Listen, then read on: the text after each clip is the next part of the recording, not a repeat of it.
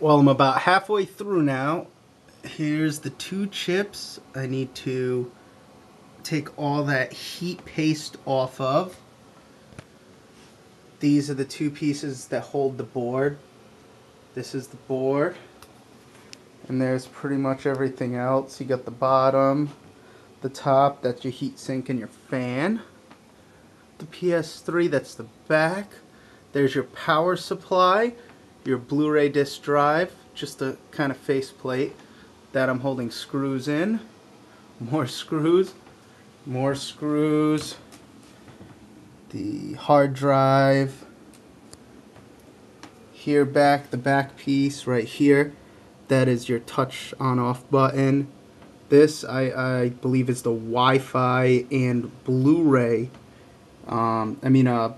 Bluetooth wireless stuff, and got my little video up on here. I'm about halfway through. I think I'm gonna take a break and smoke a cigarette. I'm gonna upload this.